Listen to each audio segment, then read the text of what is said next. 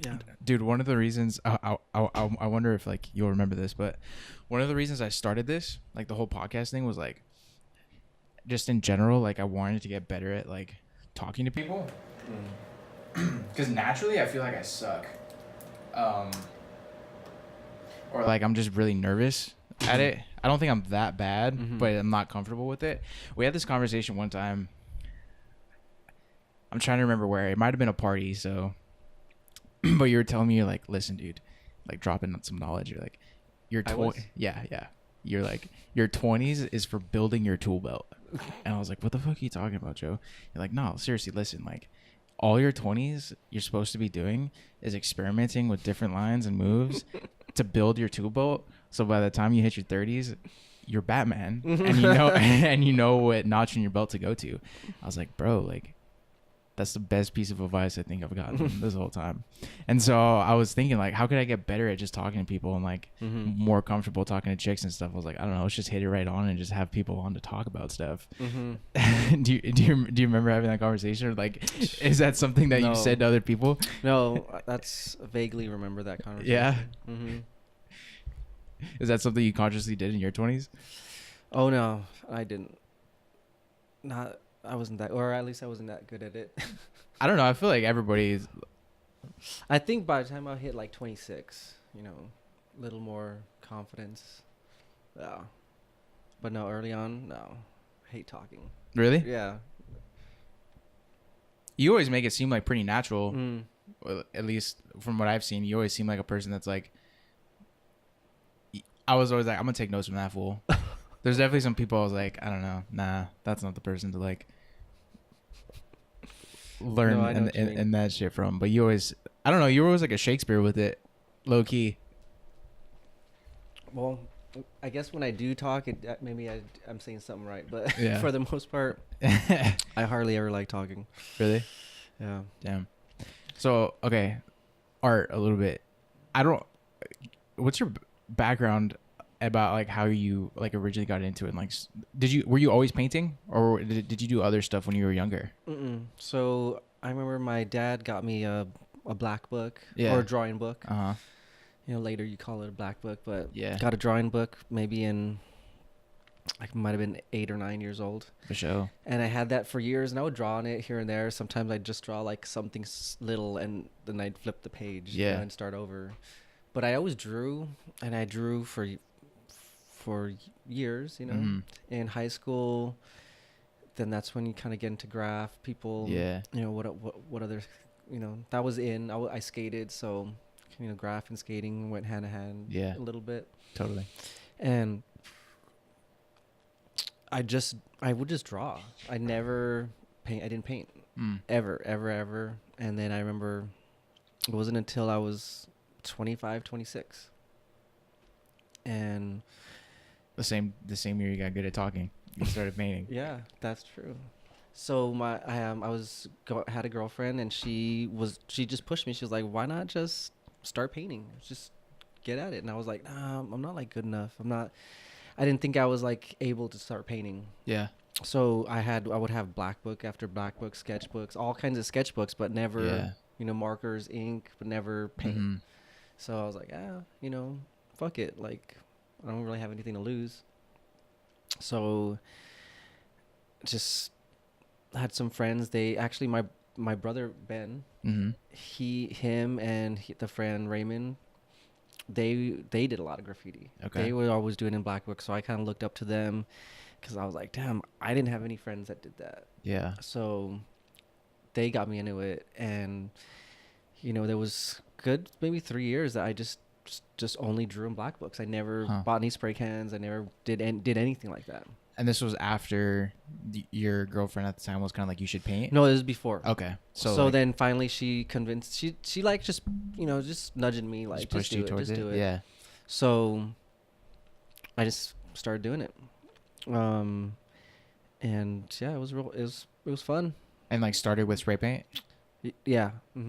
So what I would do on my sketches, I tried to put that on the wall. And I remember a guy, I asked him, you know, how do you do it so fast, or how do you get up there? What if you go blank? He's like, dude, honestly, I do the same one over and over. You just switch it up.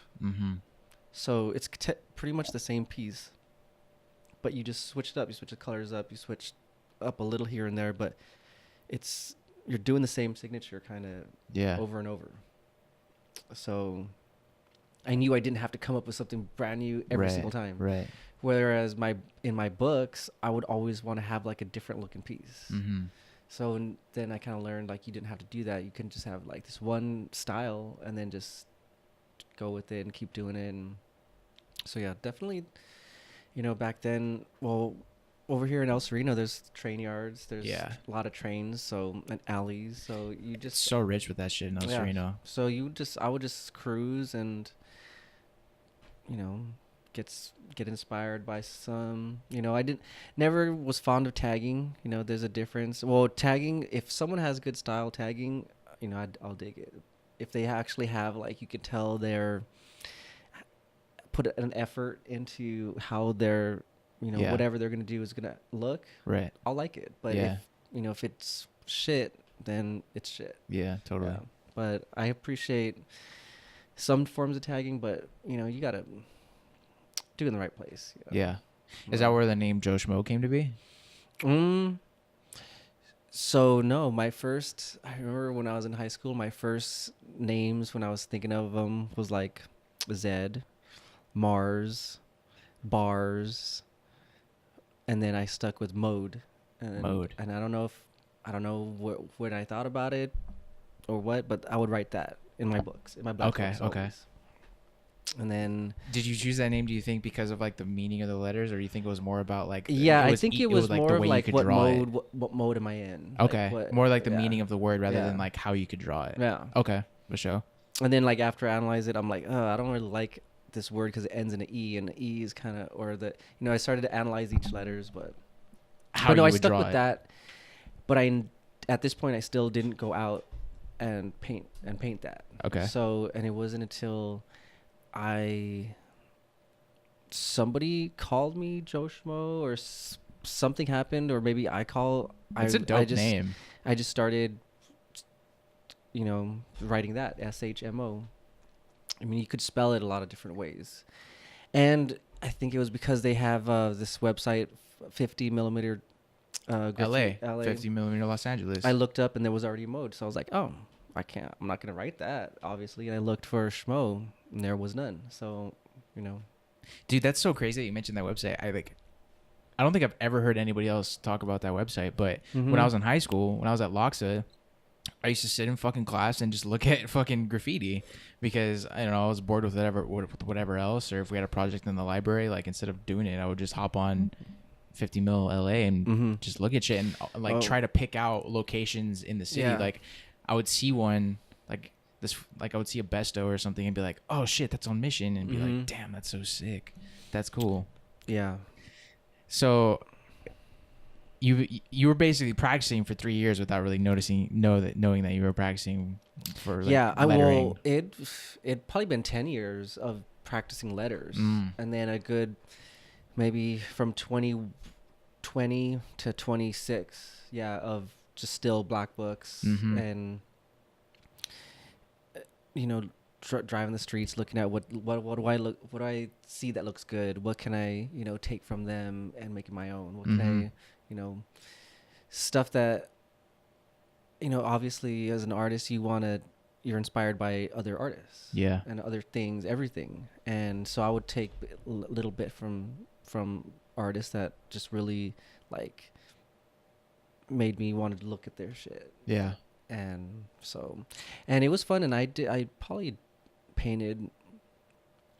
I always stayed in local. Sometimes we'd go to riverbeds, like in Azusa, West Covina, that area. Those were always chill because you could take beer and chill there all day and just post up and have massive walls to do anything you wanted, and that was always pretty cool. Yeah, because you made a day out of it. Totally. Were you skating at that time too, in like 20 to 26? Yeah, I was still skating, but not as much as I used to. Yeah. So when did like your first like do you remember your first piece, or like one when of my you first decided? pieces, my girlfriend lived on a street, and there was a truck that would park at this parking lot at the other end of the block. Yeah. And it was always getting smashed on. And just graffiti. And I was like, one night when I left her place, I was like, I want to do something on there. Yeah. And boom, sure enough, I do. I do something. Nothing. I went, end to end on the truck, and I mean, I really didn't think about it, because sure enough, the next day, I'm at her house, and of course she's pumped, that I'm finally getting out there or something. And here comes her mom. I saw what you did. Oh, shit. And I was like, oh, I didn't even think about her mom would see that, because everybody called me Joe Shmo. So and then I put it said Shmo, and then it right on the top said Joe. Okay. So blasted yourself. I blasted myself. Yeah. So then I knew how to, it was probably not a good idea, but yeah, it was still fun. That's cool. Was like, so once you started, did you have like a community behind it? Like your friends, or was you just kind of solo? I mean, I wouldn't say I've always been more on the loner side, but I've never had as many graph friends. Okay. When I started, like, at all. And I kind of still don't. Not close friends, not friends that, call me up, hey, let's go paint, let's, And so I would paint whenever someone would ask me, like, hey, there's a spot. So there was a couple times where somebody got mad that I painted with this one guy when, this other guy's friend doesn't like that guy. And I was like, well, I didn't know. How was I supposed to know that? Yeah. So I started to learn there are, politics in it, and, you gotta be a little more wise on who you're painting with. So did it just become kind of almost easier just to be like, I'm gonna do this by myself, so I don't have to worry about other people? No, because I wish someone would ask me, like, hey, you want to get in the crew? Like, these guys like your style, like, come paint with us. I never really got that. And I think too, because like maybe I didn't want to make friends. Maybe I didn't. I'm not as outgoing as most people. And we would go to shows and parties, and sometimes I just don't. If I don't feel like talking to anyone or making new friends, like, I won't do it. No, I feel you 100%. So, and and I'll get back to this later, because there's another point I want to make. But I didn't belong to any kind of crew. Okay. I was a oneer, and to me, if I wanted to paint, I was gonna paint. Yeah. There was sometimes there'd be walls, and I would just paint them, and then you'd see, like, the next day, like, oh, this is not your wall, like, you can't paint here, shit like that. But I mean, I didn't really care. Of other taggers or artists. So at the same time, I'm also doing artwork.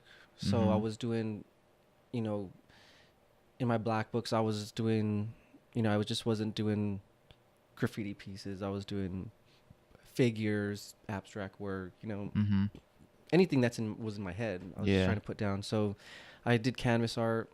I just started painting in general. And, around the same time, that same girlfriend, I started going to PCC with her, because I was older than her. So when she started going to PCC, I was like, fuck it, I'll go back. So I went back, started taking ceramics, art classes. I was like, I'm just do fun classes, because I don't really like school. So at least I can do something while she's there. And, I don't know. I just knew how to stay in the creative, keep my mind creative. And so that was, I was 26. So since 26, I never really stopped painting. And I would just... How old are you now? 37. 37? So 11 years of, like, taking it serious. So, and on the graph scene, it lasted, it since I didn't really make friends, since I didn't establish, like, good cliques to paint with, like, I think that's why it didn't really go as far. I think if I had made better friendships with other people, like, I could have gotten invited other places, but Mm-hmm. maybe I didn't want to. Maybe I was just fine being on my own and Yeah. going out on my own at night and that stuff. Mm-hmm. I don't know. I don't know. Maybe I just like painting inside my room more, Yeah. not going out. I don't know. But I never really dropped it because I'll still, I still draw in my black books, Mm-hmm. and I still have, urges to go out. And Mm-hmm. at work, I have tips at work, and sometimes I'll just throw on a fat cap and just, I love just, getting the snowball just down to a point, and just, something like that's just really fun. Yeah. So, and I'm all constantly breaking my neck looking at spots guys have caught, and being like, fuck, I could do that better, shit like that. Yeah. But that's never, my appreciation for the art never stopped. Yeah. In forms of like, graffiti and, me wanting to write my name, because I think it went from writing my name just to doing some kind of weird, crazy, abstract shit, Mm-hmm. and not a name at all, just Mm-hmm. just some freestyle art piece that I don't even know what I'm gonna do, and just kind of just gets there. Uh-huh.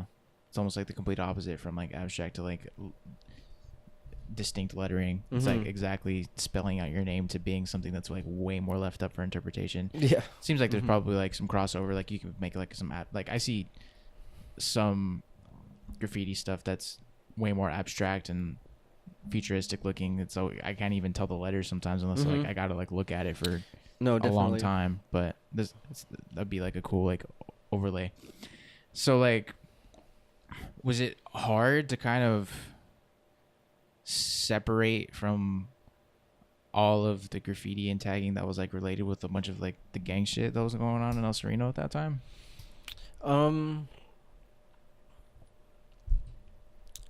I mean, I think that, yeah, but I was never afraid because I was like, I never crossed anybody out. Like the worst thing I did was write, like, I don't know what crew. Some crew had, buffed out a whole wall, and then they had just sketches, and it was there for like 3 weeks, just the sketches. And so I went and boom, on blast, I threw something up, and then that's when, they wrote like, not your wall essay, like, can't write here. And then I went back, and I was thinking about that. I was like, should I have done this? I don't know. But I was, fearless. And I just put like, well, you took too long, something like that. Yeah. But yeah, I mean, I was always little paranoid that, I was gonna get rolled on. But I knew I was fast, so, I had that on me, and I was pretty alert. So, but I knew where to write and where not to write if it was like a gang. Right. I would go over like maybe crews that I knew wasn't gang related, but I don't think I was just smart enough not to go on any territory that I knew I shouldn't have. Right. That's pretty. I mean, it sounds like you navigated it pretty well, and like simply you're just like respect the art, and then also just don't do anything stupid. Like, I'm not gonna go to fucking Lock Street and like start bombing my name anywhere. Yeah, no, I knew it was fair for the most part. I knew it was fair game. Yeah. Did your brother get you into skating, or were you kind of skating before? Because as long as I remember, your brother's been skateboarding. I started skating the summer of right after 8th grade. I remember getting my first board, and I remember actually I made my first board. What? I wonder where it is. I don't think my dad probably didn't save it. Like, I remember getting like plywood and cutting it in the shape, and then getting these like corner brackets and like bending them outward so they wouldn't snap, bro. And then putting that on both sides. And then I don't know, someone gave me some hand-me-down trucks, and I did like the Spawn, that comic character Spawn. Yeah. I did like that symbol in the middle, and I rode that for for a while. That's so dope, dude.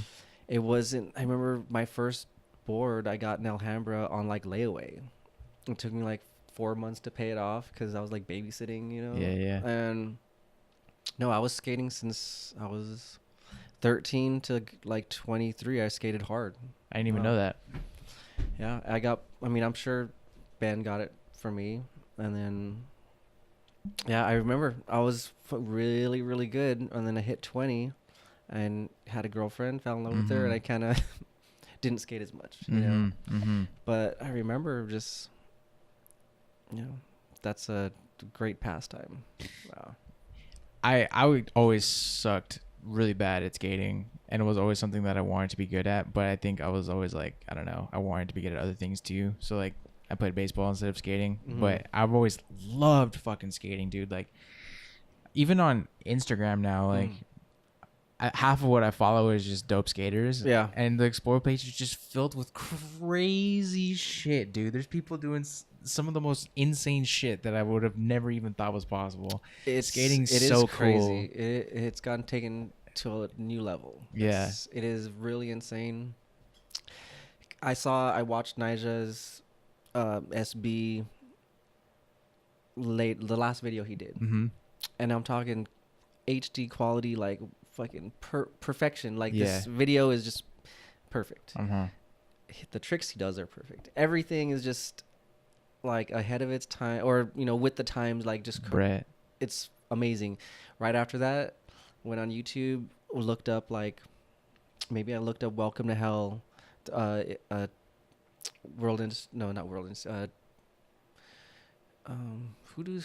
did Welcome to Hell? Toy Machine. And pixelated as fuck. Like I can't even see anything, and I'm like, damn, that's what. And all the tricks, like great tricks, but not.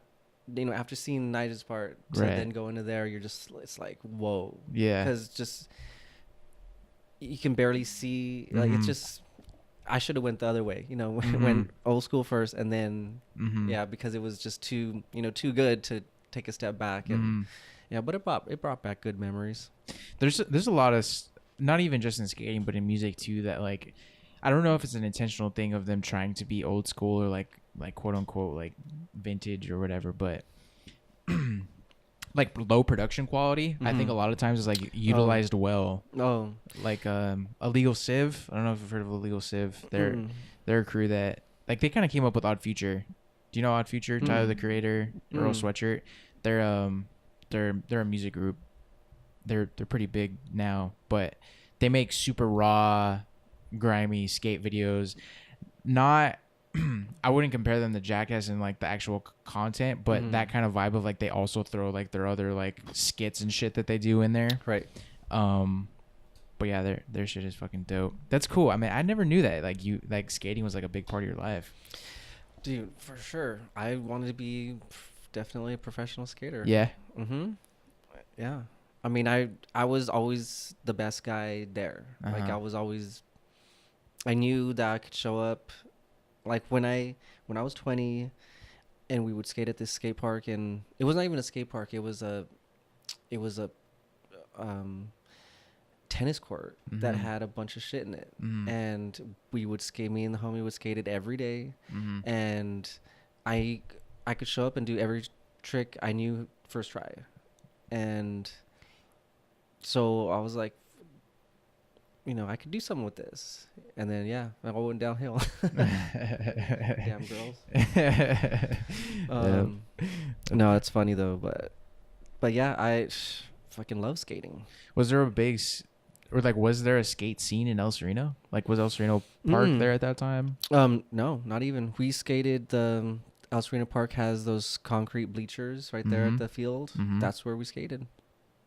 There was no, when I skated, I mean, this is back in, 99 to 2005 was like probably the best time for me in skating. There was no skate parks anywhere. Yeah. The closest one was like the Vans skate park in like Ontario, or, there are these, more corporate skate parks like that. There was no really outdoor ones. There was Venice, but that one wasn't built It's more vert, right? Well, no, back then it was nothing. Like all that where the pool is and all that stuff.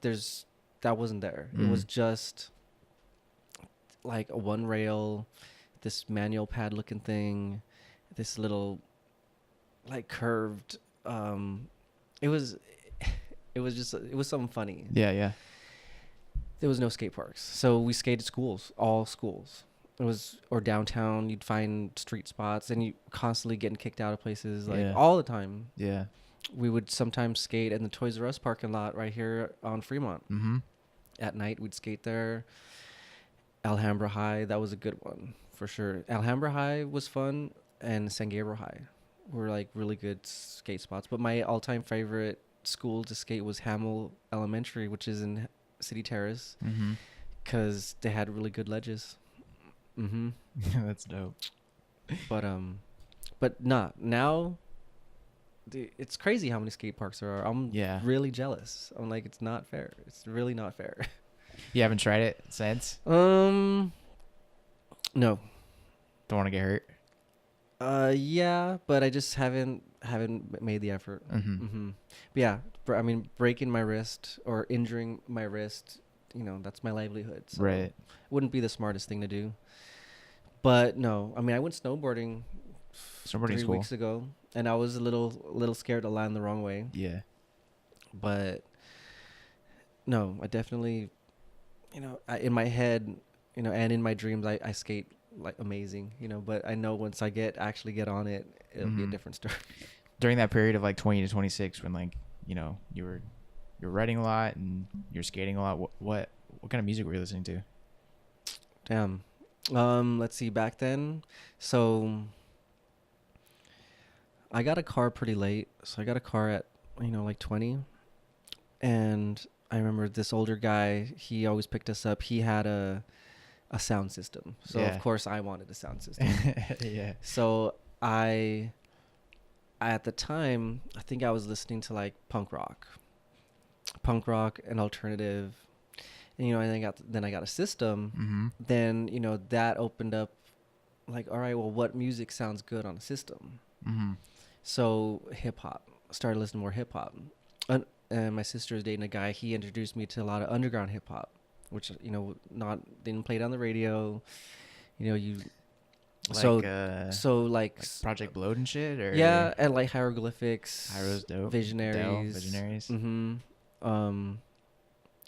Those two groups probably my favorite to fucking smoke a blunt and bump it down the street. I mean, my favorite pastime is going into a parking structure and seeing how many car alarms I used to be able to turn on. Yeah, that's funny. So then I started listening to hip hop, and also metal. I got into the homie had like Fear Factory. It's this like metal band. Never heard of them. That they had a little synth in there too. Had crazy ass. It's the first time I ever heard like what a double pedal, drum, bass. Or I don't know what you call it. But double pedal, what it sound like, and it's seen videos. And I'm like, what? That's a thing. Yeah. I don't know. So, I got into a little bit of that. I remember going to like a Slipknot concert one time. Listened Rage Against the Machine. Rage is crazy. Yeah. Saw Rage Against the Machine at the Forum one time. Thought I was gonna die. Like, hell yeah. But I listened to all that, and it probably wasn't also until my brother, we had a party. I was like 25. No, I want to say 24. 24. So, all right. When I was 23, 24, my cousin was my best friend growing up. Scruff? Steve. His parents split up, and we're spending more time at his place. And this is the house that I loved always going to. This is the best house growing up. They always had, the best Kool-Aid in the fridge, the best cereals. It was always things that we didn't have at my house. And we could do kind of, whatever we wanted. Mom was going to come check up on us. So, yeah. And so we started hanging out more there. And that's when, I started doing more art. And we would hang out in the garage. And we would just listen to music and paint. Yeah. And it'd be me, my brother, Steve, Cause, really like us five. We're like the core. And I don't know who gave it the name The Lab. Well, actually, it was called The Lab. And we just called that area we hung out in the garage The Lab, because we would just, it was, I don't know, just like a little, our little science project kind of thing. And, you know, that, of course, turned into, you know, we'd be painting in the day, then drinks, and then more people would show up, and it, you know, it became a little hot spot for all of our friends. And then shortly after, my aunt, his mom, she moved out, so now there was no, you know, no adult figure there, and it was kind of, shit got crazy. So I moved in. We had a roommate. He was kind of a pain in the ass, but so I moved in, and so the lab, which was just in the garage, was now like the whole house. You know, it just took over. Yeah. And it was, you know, it'd be awesome because we'd have dance parties in the garage, and we would just, that's when we started to listen to electro. So it'd be like, you know, indie mixed with a little, you know, back then people would call it techno. Is there techno in it? You know, but it'd be like, you know, synth. It'd be electronic. And so I started listening to that, being like, oh, that's that one sound that like no one really listens to, because, you know, you're not at like, I don't know, like a lot of people didn't like it. Yeah. Like what they call EDM now, you know, it was, but well, it was pretty new at that time too, right? So like, and you know, MySpace was around. So I mean, so much music you can find on MySpace. Yeah. So many artists, so many remixes of all kinds of stuff. Yeah. And that's when I really started getting into music, which I still listen to now, is more electronic, more remixes of other songs. And I remember that's what I had heard at a younger age, but I didn't really know what it was, or didn't know how to find it, or have access to it. And at this point, you know, the internet's just full blown, find anything on it. Because, you know, when I was in high school, there really wasn't the internet. Right. Yeah. It wasn't what it was. It wasn't what it is now at all. Like, we actually didn't even have a computer in our house till I was maybe 21. How fucking crazy is that shit, bro? Like how young the internet is. Oh, yeah. It's nuts. Well, I always tell the story of when I was in high school, my classmate, his final report was about the internet. Really? And I remember sitting there being like, sure, Hector, the internet. Yeah. I'm not kidding you. Like, I literally remember thinking that, like, dude, he's like, the internet's going to revolutionize the world. And I was like, okay. Yeah. But I mean, that's gnarly. So like, it wasn't even, so like when, you know, the internet was first becoming at that point, not even a household name, because you guys didn't even have a computer. No. It so, like, it wasn't common, like to the you know, the common person, that like, hey, this is gonna be a big thing. That's so fucking crazy, man. Especially how, like, just, I mean, one generation to the next. I mean, now you're like, I see fucking 6-year-olds with iPhones in their hands. You know what I mean? They have Instagram at that point. It's like the huge jump just into like what's the norm, and like how you evolve is just so much different how it is back then. That shit's crazy. Yeah, that shit's nuts. But yeah, I mean, I remember going back to music and bumping it. That was my favorite pastime. Like when I was 24, that's what we did. Rolled a blunt and you'd cruise. Yeah. Listen to some cool music and just, you know, just driving around. Yeah, totally. I know it's probably, you know, mom won't like to hear that, but I was never really drinking, just smoking. Yeah. But it was just, you know, just something to do, and then we'd go skate right after. So. Yeah. I don't smoke anymore, just because for whatever reason I just haven't like been liking it. But when I did in high school, I'd fucking smoke. I'd sit on my roof and listen to music. That was it. Like weed and music just, I don't know, always paired so well for me. Like I connect to that for sure. So at the lab, you guys are having, you got this hotspot where all your homies are coming through and you guys are just kind of doing art during the day. Do you think that was kind of like a transition from like graph stuff into like your more abstract stuff? That, I mean, how do you kind of define your shit now? If any definition at all, like maybe don't even put a label on it. I would say, when I tell people I think I usually say like figurative, abstract. Okay. Sometimes pure abstract. Sometimes I throw characters or figures or shapes. I feel like your stuff is very geometric. Yeah, definitely. I like linear. I like when things add up. Yeah.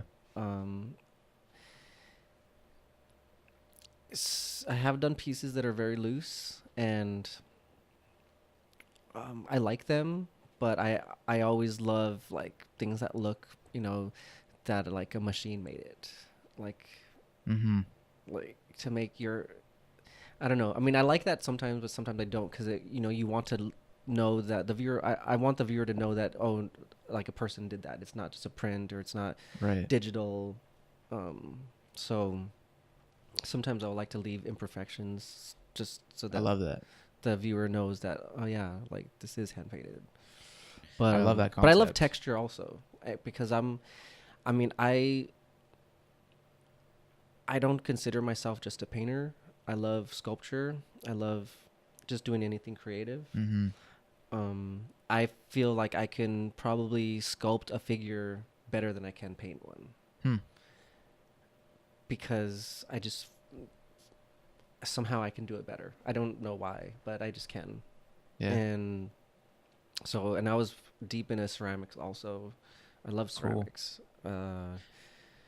But I remember finding a piece of yours on the hill. Yeah. That shit was fucking crazy, bro. I remember I came up on that thing and it was broken. So like part of it was missing, but it was kind of like a dragon pot type of thing. And I brought it back to the crib and I showed it to my mom. I was like, hey, look what I found on the hill. And I was like super stoked on it. And then we're looking at it and then your name was on it, or it said Shmo or Joe Schmo or something. And she's like, oh, like you should probably go ask like if you could have that, because she's like, who knows like what kind of meaning that has being down there. Like mom's kind of hippy dippy about it, you know what I mean? Buried it. Like, bad memories. No, I remember I was like, I had a bunch of ceramics. I was like, what the fuck am I gonna do with these? And I was like, well, they're like rocks, so I'm just gonna throw them down the hill. Yeah. So I just remember just start chucking them down the hill. Yeah. Yeah. We had that shit in my backyard for a long time after that. Actually, that shit was cool. Do you think the lab had a lot to do with like your, like a transition in your art form? No, I would say that so I moved into the lab. At the same time, I started working for this company. So right before the lab, I worked at Charlie's Trio, which is a restaurant that I love, and actually all right, history of Charlie's Trio. I'll make it fast. My mom told me don't come home without having a job. Okay. She was a little pissed off. There was a period where I just wasn't working. I was 19. Okay, I was gonna ask. Okay, I wasn't 19, that old. For sure. I was 19. She said don't come home without a job. Okay. So. And this was back then when you could actually say that to a kid, and like you could actually find a job the same day. I was like, oh, I got to do this. Yeah. So I remember went to Old Town, went all over Pasadena, Highland Park, just filling out applications. Anything I could do. I was working part-time. I was about to get laid off at KB Toy Store at Santa Anita Mall. That's where I was at, a seasonal job there. So I'm coming home, go driving down Huntington, and I pass this restaurant that I always see called Charlie's Trio. I pass it, and I'm already almost to Eastern, and I'm like, something tells me turn back. I turn back, bust a bitch, go back, go inside. I see this cute girl. I was like, hey, are you guys hiring right now? She's all, well, I don't know. Let me ask the owner. She turns around. There's a tall guy. And she's like, Chuck. Yeah, she's like, Chuck, this guy wants to know if we're hiring. And I knew. I was like, all right. I knew the first impression. Yeah. So I remember my mom told me, all right, introduce yourself. Tell him a little briefly about yourself. what you're looking for, and let them see what they got. So I was like, hey Chuck, my name's Joe, I'm going to PCC right now, I'm looking for a job, any openings. He like looked at me and was like, all right, well, start on Monday, wear black. Yeah. I'm like, oh shit, like it worked. It worked. Yeah. So yeah, I went home pumped up. So yeah, I started off as a counter person, then went to busboy for a year, went to waiter for 4 or 5 years, became a manager. And this is 19 to 25, so I'm just partying all the time, just having to, experimenting. Just doing your thing. Doing your building thing. your tool belt. Finally, I made it to a manager. Yeah, building the tool belt. Made it to a manager position, and I did that for about 2 months, and I was like, this is not me. Yeah. I am not a manager. Like, I'm not this person. Do you feel like that push, I was like, I'm spending so much time doing this, and I don't really even like it. Was the jump from server to manager like, okay, I'm a server, this is like temporary, and then jump to manager was like, okay, this is a job? Yeah, and I wasn't making as much. Really? Wasn't making as much, and Fuck that. I had more responsibility, and I mean, I love the company. I mean, I still support them now, but I just wasn't a manager person. I was a great waiter, and I was probably a good manager also, but deep inside, I knew that wasn't me. So I quit. And I was, and I quit. And at that time, I went back to school. I'm doing ceramics and taking painting classes at PCC. And I was telling everybody I'm looking for a job. I remember my mom, she told me, tell everybody you're looking for a job. Like, well, not everybody, but, just put the word out there. Put the word out there. You might get some back. So the lab tech in my ceramic class, this guy, Carlos, he's like, hey, Joe, like, you said you were looking for a job, right? Yeah. He's like, oh, well, check this out. It's a flyer. On the flyer, it said, muralist wanted. Cannot be afraid of heights. Has to be able to travel. All these things. I was like, fuck, $12.50, starting at $12.50. I was like, damn, like, that's good. So at the time, I'm part-timing at this downstairs at this place called the Perfume Station in Alhambra on Main Street. I was their shipping guy downstairs, and all I did was listen to music and put things in check invoices, make sure it was the right thing, box it up, fucking popcorn, dump the popcorn tape, and all day, like more like 5 hours a day.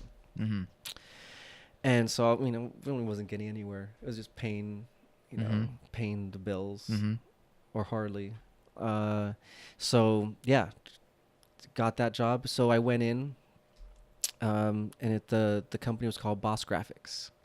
They did school murals. So any school that has a big logo that says Home of the Tigers or Viking Pride or anything like that, pretty much this company might have done it. They worked California only, and it was only schools. Okay. Anything from elementary to college. Okay. So I went up and met this guy. He was tall ass guy. And he was like, he liked me. He's like, okay, well, I have a test for you. Here's a picture of an eagle. I want you to just color it. Okay. So can you come back tomorrow? Bring it back. I wish I had what I colored. So no, he was like, reproduce it. I had to draw it again and color it. Okay. So I brought it back, and I did this eagle that was like purple and green, and fucking electric bolts or so. I graphed it out. Went wild with it, and he saw it. He was like, "Oh, yeah, this is real good." But our clientele is a little more traditional. And I was like, "Hey, I can come back tomorrow. I'll bring fucking something traditional." So I went home, did a bald eagle, fucking just clean as fuck, good lines. Good shading, but very basic, and something what I knew he wanted. So he liked it. So I started with them, and so Boss Graphics. So we used oil-based enamel paint, and we would do big graphic images where we would have to do blends, like from a deep navy blue to like a bright process blue or even white, within maybe 10 feet. So I had to blend that color from this darkness all the way to white, and make it look like it was done with a spray gun, or oil-based enamels that's great paint. You could work with it. It's, it doesn't dry fast. You could work with it. You could push that paint around. So doing these big graphic images was something that I was kind of already doing in a way, because my lines were tight. This logo was tight. It was words. I was doing words, so it was kind of like right in my alley, like I was at home. Yeah. So I learned a lot from that company, because I learned how to make a 100 by 100 feet by 26 feet tall pattern of an image on transparency, and learn how to project it, all that stuff. Yeah. Learned how to mix colors by hand. And it was what I put into a lot of my artwork now, was doing the gradation from dark to light of colors, and learning how to push that paint around and make it look as perfect as you can. So that really influenced a lot of the artwork I started to do. Where before I was doing, geometric shapes that had one color in them, and maybe like a monochromatic lighter color as a highlight, to like a blend, so I incorporated what I was learning there with my stuff. At the same time, I start working for this artist who is one of my dad's friends, named Tito, or Tito Delgado. And his artwork was also kind of similar, where he would overlap images, very linear images, I would call them more line drawing images. There wasn't a lot of horizontal, vertical, diagonal, straight lines. It was more squiggly lines overlapping each other. But within those lines, those shapes, he would also do a gradation from dark to light, side to side. Sometimes he'll pick a line going down that way and do all the lights going to dark that way, and all the darks going to light this way. That way it really looked like that was popping out at you. So I started working for him. So he would have dope. He would have these paintings where I would start them, and then he would finish. Yeah. So yeah. So his stuff really inspired me too, because it was kind of what I was doing. I could already see it. And then I was like, then Boss Graphics start at him at the same time. So it was like, dude, all this is coming together at the same time. So I was trying to take from him, take from my work, and try to make something of my own without completely biting off anyone's one style. Yeah.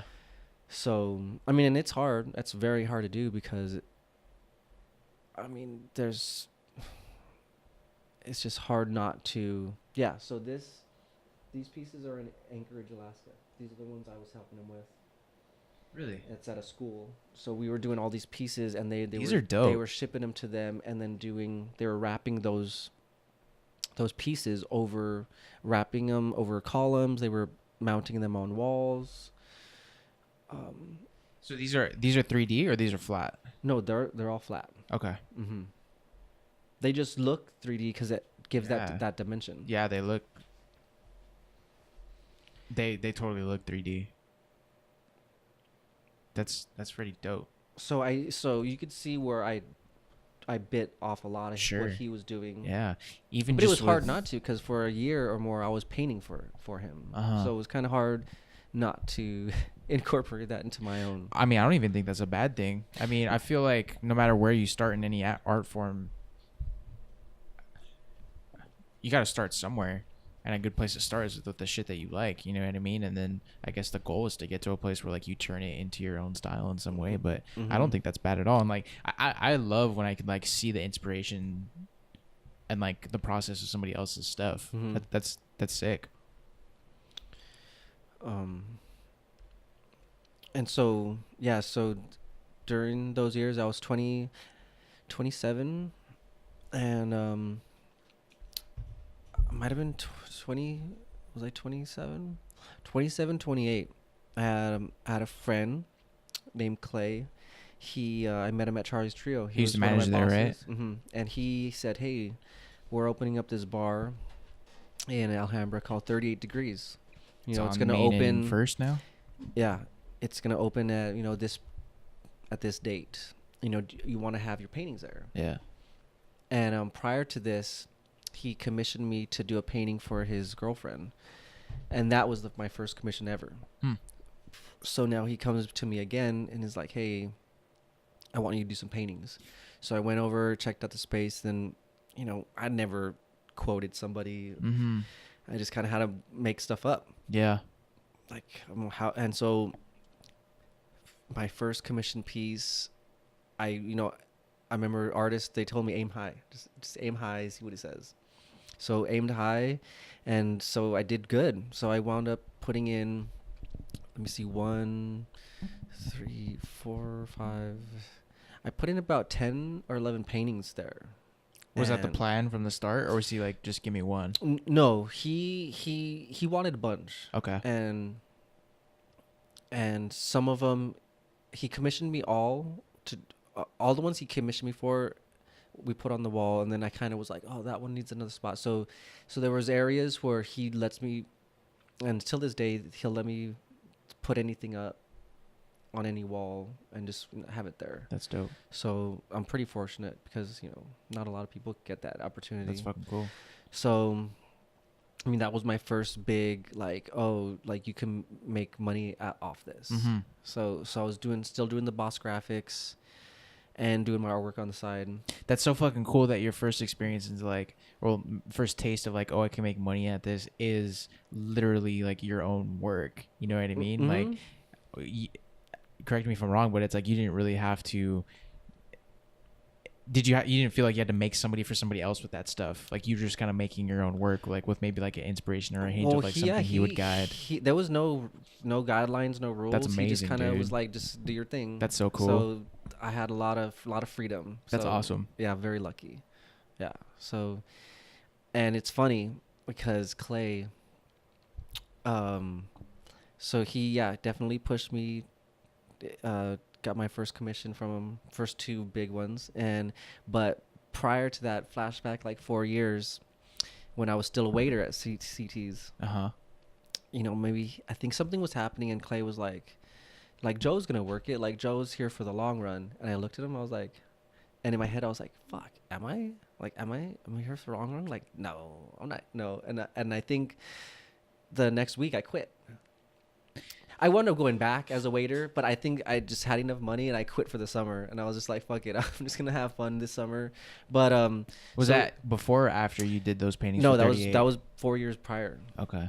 And I think it just kind of stuck out in my head. That's why I just told that story. But I remember it stuck in my head that an important moment for you. Yeah, it was an important moment for me. Do you think he knew what he was doing when he said that, or do you think he was No, but it definitely got my mind thinking about what am I doing? Right. Yeah.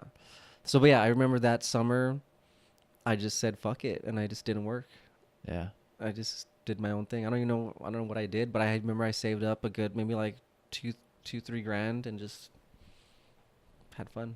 Yeah. Yeah. Then went back went back to CTs. Yeah. But it seems like even though you went back with the intention of this is going to be a temporary thing. Yeah. I'm using this to get towards my next goal. Mm-hmm. Yeah, because when I quit, I was probably only 22. So still didn't really have any idea what I wanted to do. Yeah. I just knew I had money and I didn't want to work. Yeah. I had the exact same moment when I was working at ZT's of I don't know, I came there was a decision, not a split second decision, but there was a moment where I had to choose is this what I'm going to do or not? And it's if I'm going to, then I stay. If I'm not, I gotta go. And it was just it's time to go. So I resonate with those small important moments of being okay, there's a decision I have to make right now. But yeah, so now I'm 29. No, I think recession hit 10 years ago, and I was now getting laid off more often. At Boss Graphics, there was only 4 of us that worked there. But it was like I was the low man on the totem pole, so I was not working as much, which was kind of cool because I would, I'd work 1 week out of the month, but then I'd do my artwork the rest of the time. And I was back then I was painting a lot, like like just pumping out shit. And then when I was 30, my dad is about to retire. And I'm kind of in my head, I'm like, whoa, this is cool. Like, my dad's going to be home. I'm going to see him more. Maybe we're going to start painting, like I'm going to help him with murals and all this stuff. And then I remember he asked me, he's like, you want to work at Universal? And I was like, nope. Because, I was getting home at 4 a.m. when he was going to work. And he was working at Universal? And he had been working at Universal Studios as a maintenance painter for the theme park for 15 years. So I was like, no, like, I don't want to work there. I don't want to wake up early. I don't want to have a comfy job that I'm going to have a steady paycheck and have the, in a way I kind of felt like I was selling out. I was getting like a real person's job and 9 to 5, even though hours weren't 9 to 5, it was like, steady job, and I didn't want it. But, he convinced me that it was, not convinced me, he just recommended that it was a good decision. This is around 29? This is, no, 30. This is 30, so, just turned 30. So like 2010. Like kind of like a year after, like you're getting laid off from all the recession. Getting laid off here and there. I mean, I was still working. But it was just... But you were feeling the effects of, like, the economy. Definitely feeling the effects. Okay. Definitely, like, shit. Like, looking in the cupboards to see what kind of food there is because I have no money. Shit like that. Like, top ramen every day, like, that kind of status. And coming from a place where, like, it seems like, at 26, 27, getting commissioned to do 11 paintings for a bar and, like... Oh yeah, well, it sounded like being able saying like you aimed high and you got it, being like comfortable. Yeah, and I knew that I was definitely cool on keeping on doing it. Like the ball was rolling. Yeah, I didn't feel like it was stopping. Like I was producing a lot of stuff. I was having shows. Like it was the momentum was there, and I knew if I working at a place like that, I would get comfortable, and I was afraid I'd get lazy and I wouldn't do artwork because now I have a steady income that it's not a starving artist anymore. Yeah. So I was scared about that. But he recommended that it was a good move to make because the opportunity was there, and the opportunity like that does not come around too often. So I took it. And I kind of told myself 5 years. Like, try it out for 5 years.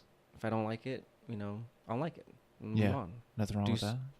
My boss, for Boss Graphics, he was a little sad that I was quitting. I was one of his strong painters, and he didn't want me to leave. But at the same time, he wasn't. I couldn't pass up this opportunity I had. So, and I told him too, I was like, if I don't like this, I'll like to ask if I could come back, at some point. But no. So I started working at Universal Studios, waking up at 3 a.m, which is something I had never done before. Yeah. It was not easy to get used to. Yeah. I did not like it. But the hardest part of any job is probably waking up and getting there. So second year there, all I had to do was paint. So, you just paint. Even though it's just painting something like a wall, another color, it was 30% artistic, 70% just regular straight house painting. So it was not fun for the most part, but the money was there. And it was nice to have a steady paycheck. It was nice to get a new car that had AC finally, after 10 years of driving a car with no AC. Like, so there was all these things that I started to be able to afford. And I never stopped doing artwork. I still did artwork. Now I was able to make prints of my artwork. You know, I was able to take risks on my artwork as before I, you know, couldn't really. So, yeah, I don't regret it, but I always wonder what position I'd be like where would be right now if I hadn't had taken that job. I don't know. I mean, I feel like you could think like that for hours or Oh yeah, forever. no, I don't mean? like to. I'll let that thought, you know, in for a minute, but I don't dwell on it. Yeah, I mean, you could also think about what if you never started painting and you just kept on skating too. Yeah. I mean, like you could, there's all kinds of rabbit holes you can get down about, you know, if you went down different paths. So like, so when your dad gave you that advice, like suggested that or like said that he thought it was like the right move for you to take that job, like, do you think that meant more coming from somebody like your dad who was a successful artist compared to somebody who maybe compared to somebody who like only had like a 9-to-5 type of job their whole life? Yeah, I knew that if he started this job at 50 and did that 50 to 65, I was like, well, if he could do it, like I could do it, you know. Yeah. Like it's not, and if he's also an established artist, and he was willing to do that, then I shouldn't complain at all, you know. For, you know, not downgrading, but, you know, just taking a job that isn't exactly what you want to be doing. I took it as, you know, everyone says you got to have a day job. So that's my day job. My real job, you know, my passion is my artwork. You know, I still do it, and my day job just funds that, you know. Right. Like, I mean, last year I made a calendar for this year, and it was hard because calendars have an expiration date, and I didn't sell as many as I thought I was going to sell, but I had the luxury of taking a gamble, and, you know, if like not doing it, you know, not doing as well didn't set me back, because with my day job, I was able to fund that project of mine. We got one of those up in our kitchen. Nice. That dude, that count. We'll get into the calendar, because your show for the calendar. I remember, like, we'll get into it because that work's sick. That work you did for that calendar is sick. I'm actually like really fascinated with like your like journey and story, because I don't know. I feel like it's all stuff that I've been thinking about and like on a smaller scale going through in terms of like having to balance, you know, steady income compared to like taking riskier things and just doing things because you want to do it and being okay with the money not being there.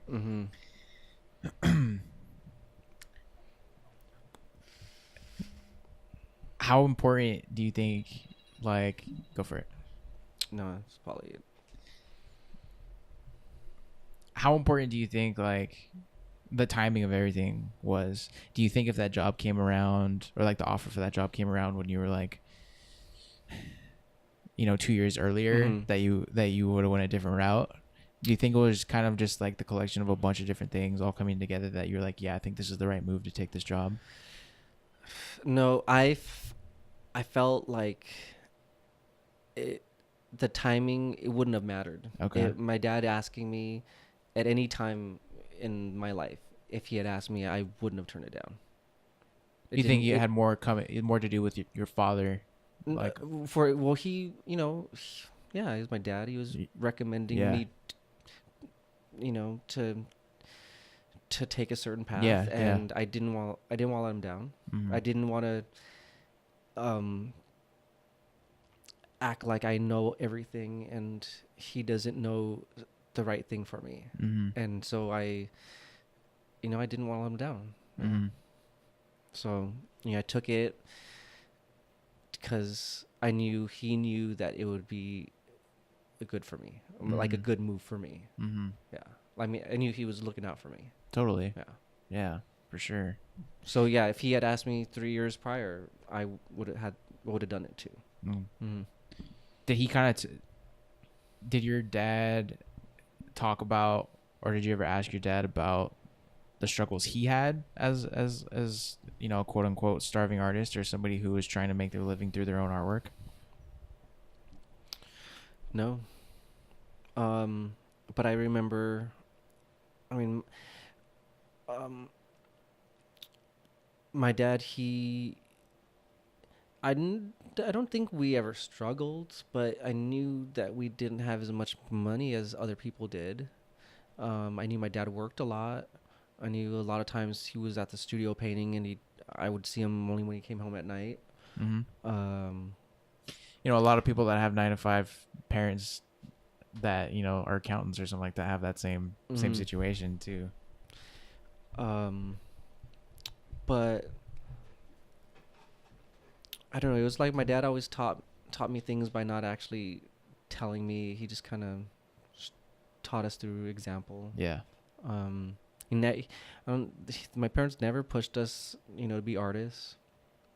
We went to art classes and when we were kids, so they all, presented, they all showed us things, and if we wanted to take them, we did. If they didn't make us do anything. They didn't force anything upon us. We just kind of took up our skills, and that's just how it happened. Yeah, I think my mom has, like, if I were to describe my mom and her mentality towards parenting was that, like, I think it helps her being an artist too, is that she was very understanding of the fact that like I'm my own person, and that open-minded to me liking whatever it is that I liked. I think, artistic families are good at being like, hey, figure out whatever it is that you like and go for it, rather than you have to do what I do or something like that. Yeah. Yeah, I feel that. I'm gonna grab another beer real quick. Do you want one? Sure. So, what do you one of the things that I'm always thinking about is kind of like age and time, because I'm a super anxious person in general. Like, I feel like I got to get everything done tomorrow, and like I don't even have a full perspective on like what being 25 is going to be like, or being like, I'm 22, you know what I mean? Like, I'm young as shit, but I already feel like I have to get everything done tomorrow. Like, what do you think's next for you? Like, whether artistically or in your life, or like what are you looking forward to?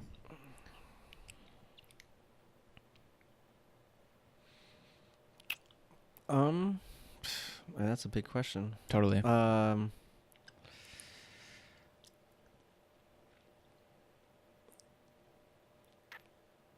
Honestly, I guess what I'm looking forward to is taking a vacation and going somewhere I've never been, and just soaking up, the culture, or just having more self-discovery. Just kind of get out, get lost.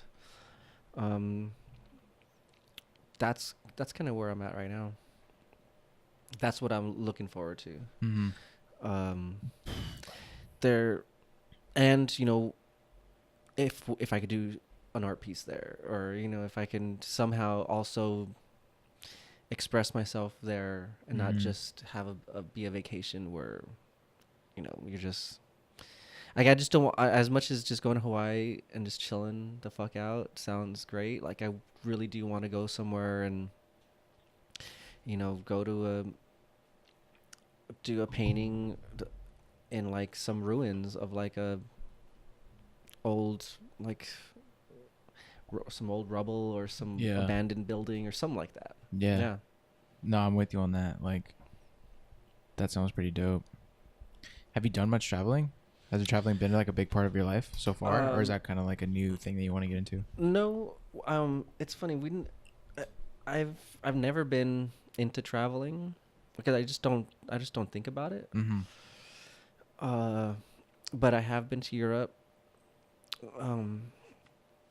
When I was with Sarah, we went to Europe, went to maybe like 7 different countries in about 3 weeks. So it was a fast pace, but it was, man, it was one of the funnest vacations I ever went on. That's cool.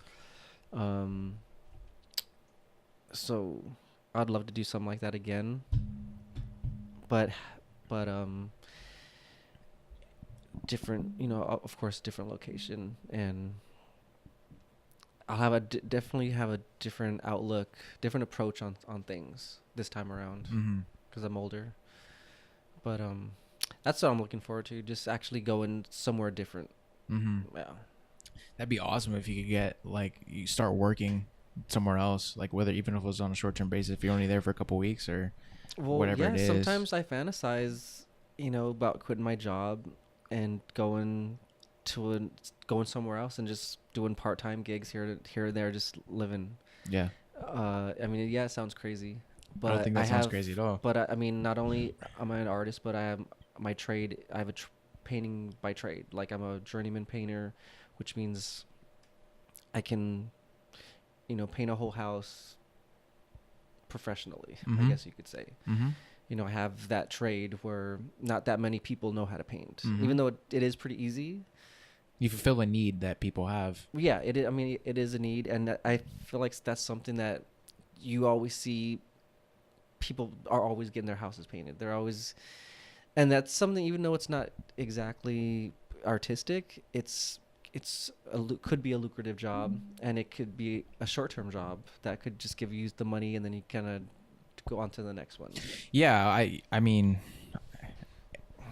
I think it's something I want to talk to my brother about, but he uses his craft like to pay his bills, even though the way that he pays bills might not be the most artistic way that he uses it, and then on the side he does his artistic stuff and tries to build himself that way. But I don't know, it's like, where else would you want to be in that situation where if you could pay your bills doing your craft and then also do your creative side of it? Like, I mean, the only thing better was if you're making fucking $100 million a year like Jeff Koons actually doing the craft, but that's a little element of luck, I guess. You get to that point, there's a whole lot of variables to get there. That'd be sick. Do you I mean, you fantasize about it, like, do you think you'll ever do it? I don't know. Like, you yourself said that, like, you thought it was, I mean, I don't think it's crazy. I mean, but I'm also in a different stage of life where, like, that's, I'm into crazy shit like that. Who knows? I don't know. Yeah. I don't know, because, well, the crazy thing about where I work is that a lot of people want to work there. It's an old school job, meaning you have a pension. You have an IEP, which is similar to a 401k. Everything is there if you want to get a house and start a family and and all you got to do is show up to work every day, and you'll have all those things, and I'm like, not everybody wants those things. I'm right there with you, dude. I mean, even though it does sound great, I would love to have a house, but then that means, does that mean I'm gonna stay here forever? That's a long time. So it's just, I mean, I'm a thinker. I always overthink and love to think about things. So I don't know. I can't really answer that question on if it's something that I would actually go through with, or if it's something I just fantasize about. I don't know. But I believe, where there's a will, there's a way. So, I don't know. Yeah. I mean, I don't know. I'm like right there with you with a lot of stuff that you're saying in terms of, I don't know. Like, I don't think it's crazy, and like, I don't know, a family in a house and kids. It's crazy when everyone you work with, when you mention something about being like, oh yeah, I don't think I'm gonna work here anymore. What? Are you crazy? Like, are you insane? Like, why would you ever, like, that is 99% of the people that work there, that's what their answer would be if I were to say stuff like this. Totally. When I first started there, when this other painter pulled me aside and was like, "Hey, so what do you think about this job? You know, blah blah blah." And I was like, "Oh, it's cool." Like, you know, he's like, "So yeah, are you ready to retire from here?" And I was like, "No." Like, I was like, "Yeah, I'll give it 5 years." So that wound up getting back to my dad, and he was like, "Dude, you can't say stuff like that. Like, they don't want you, they want you to be here forever." And I was like 5 years is a long time. I was like, I wouldn't even tell my I was like, I wouldn't even tell my girlfriend I'll be with her for 5 years, because I don't know what's gonna happen. Yeah. Like, that's a long commitment. Yeah. So it's, you know, I don't talk about stuff like that at work, because I know people's opinion about how good of a job that is, and it is a very good job. It's a very good company, and they do take really good care of us. But it's also, you know, I started thinking about it, and I'm like, well, that's a corporation that I work for. Like, I don't want to work for a corporation. Like, they make so much crazy obscene money, and I contribute to this, and I'm part of this industry, and a part of me doesn't like it, but, you know, what are you gonna do? I want money. Yeah. Well, yeah, I mean, I'm sure almost everybody that works at that job is, you know, they love that they have the job and they don't plan on going anywhere else. I'm sure there's thousands and thousands of people that would like jump at your open spot and like would love to be there, but at the end of the day, it's not for you. It's not for you. And if it is for you, it is for you. Yeah. Like that's your spot. You own it. Like, that's all up to you. But, you know, like, who gives a fuck what they think? You know what I mean? It's I know. And I don't want to care what people think. Yeah. And because at the end of the day, yeah, sometimes I just want to say, like, you know, fuck you. Yeah, you're cool. But I'm out. You know, I want to, yeah. Who's coming with me? No. Yeah. But I mean, I still feel like I'm 17, 18. That's cool. I still have a lot of energy. I don't feel like I need to, like, I still feel like I'm not saying a stepping stone, but this is not the last thing for me. Yeah. So, and you know, I like to just stay positive, and I like to believe that, you know, there are certain paths for us, and it's up to us to decide which path we want to take and make the smart decision. You know, sometimes we're pretty dumb and we make bad decisions, but I don't think I haven't fucked up too bad yet. You know, there's still, and you know, mistakes are part of the process, man. Like, if you ever make some kind of mistake or like decision that you end up thinking like that probably wasn't the best. I mean, I don't know. I'm a huge proponent of like, we are the sums of everything that we've done so far. And so if I fuck up in some area, like, it's up to me just to make the best out of it and learn from it so that I'm that much better. Yeah. When I was at Cal State working graphic design, it was the same kind of vibe where it was like everybody that worked with there, you know, was happy that they had a job that they could retire from and take care of their families with and have, you know, a pension from when they retire. And I'm so happy that that type of thing exists for the because there's so many people that their number one thing that they want to do in their life is like have a family and get a house. I'm like, that's fucking so dope that like they can do that. Yeah. And I don't want to ever like, I think sometimes I sound like very anti-family and anti-steady job, but I don't want to ever bag on somebody else that's doing what they want to do. You know what I mean? I know. I sometimes I feel kind of guilty. I need to have this conversation with my dad, but like sometimes I feel kind of guilty because my dad did that route. And I don't know if I ever like expressed that like I was proud of that or like happy for that, so that he did that so I could do shit like fucking a podcast in my room. You know what I mean? But it's like, it's so far away from the stuff that I'm chasing. Well, yeah, like I never envisioned myself getting married or having a house or a family or anything like that. I just envisioned myself being happy. Yeah. And having a good time. Yeah. Not really doing anything, just like my attitude and outlook, like I just wanted it to be good. But I wasn't like, oh, to be good I need a house. To feel this way I have to have a family. I just knew I just wanted to be happy. But I never thought about having a house or family. So yeah, when my sister got married, I was kind of like, yes, like she did it. I mean, I don't really have to do it. When she had kids, all right, yes, I don't have to have kids then. You know, the burden's a little like lessened. But I'm not saying that I wouldn't want those things, because yeah, as you get older, you know, you do start thinking more about, you know, teaching your offspring the things sounds, does sound kind of appealing. But then that's just like 20 years of your life of dedicating to them, and maybe I'm too selfish. Are you kind of anti-commitment? Because I totally am, dude. Like, no, I mean, I've always loved having a girlfriend.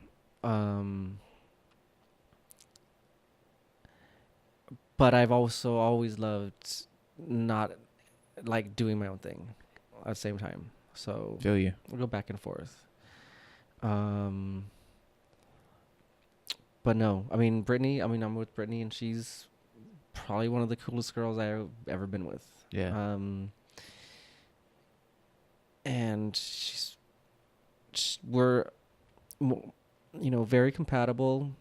She's a gamer, so we'll play games, down to binge anime. There's all these weird things that I thought was just me, but she, also likes them. So that's it's very, very cool. Yeah. But I remember a woman once told me, an older woman that I knew when I was working, she was like, you're meant to meet a lot of people and to learn from a lot of different people. And it might not be, for some people, you might not want to ever settle down, and you want to just keep meeting new people. Yeah. And she said, that's okay. Everyone's different, So am I like that? Yes and no. I mean, I think we're all like that.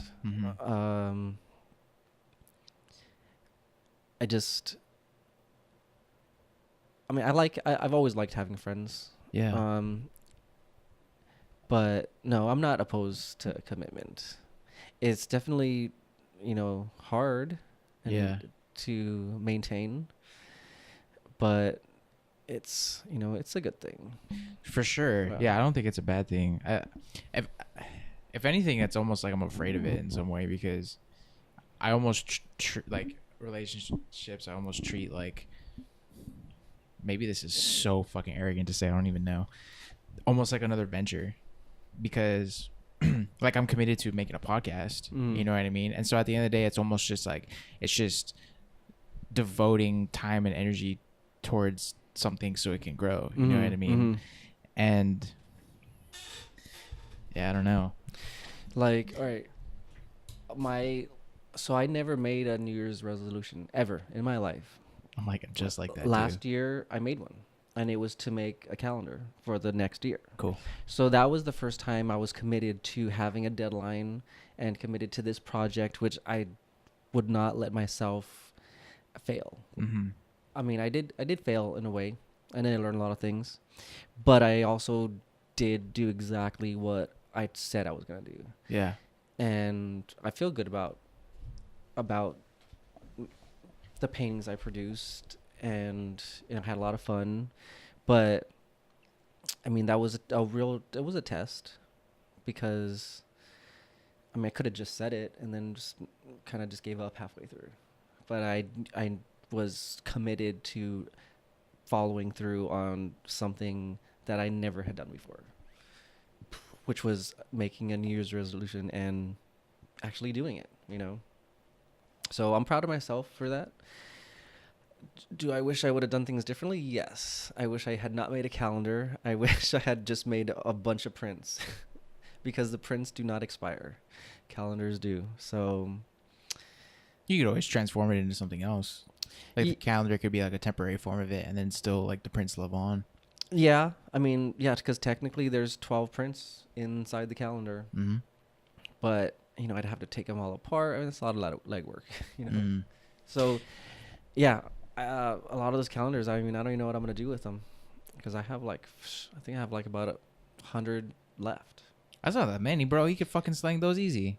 Yeah, but 100? 3 months down the way, no one. It'd probably be like $5 someone would pay for a calendar. That's true. I didn't really think about like the whole timing of it. Yeah. Yeah. Are you down to dissect that thing real quick? Can I ask you some questions about the calendar?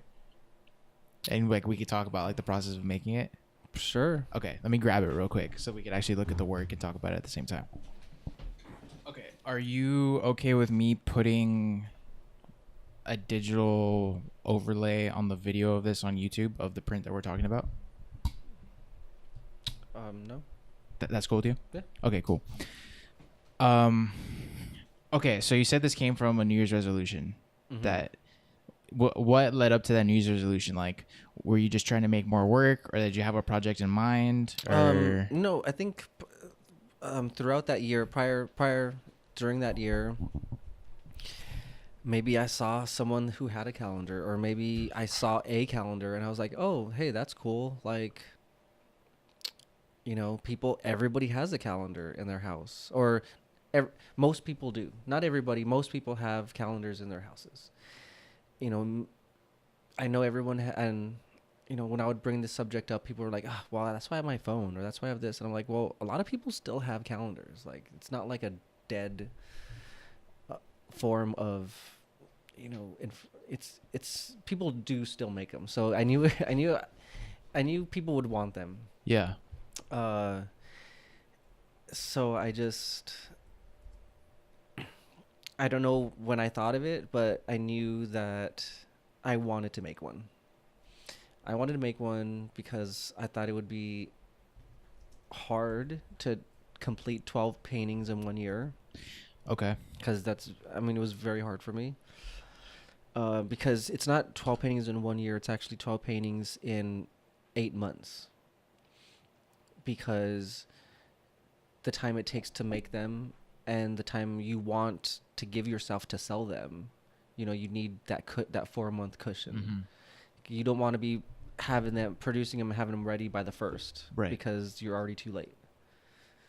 So you have to do 12 paintings in 8 months, which is, that's more than one painting a month, right? Which is, it's that's a shit ton. It's not a shit ton, but it is a lot.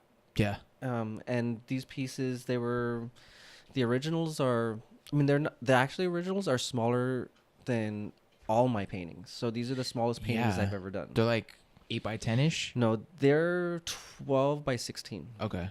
So they're small. Yeah. Which was good because it was a good and a bad thing. It was good because it was smaller and less paint, and I could, let's say I want to go paint at a friend's house, I could just throw it in a bag, or throw it in a little kit and take it. It wasn't this huge 3x4 or 4x8 painting that I can't lug around with me.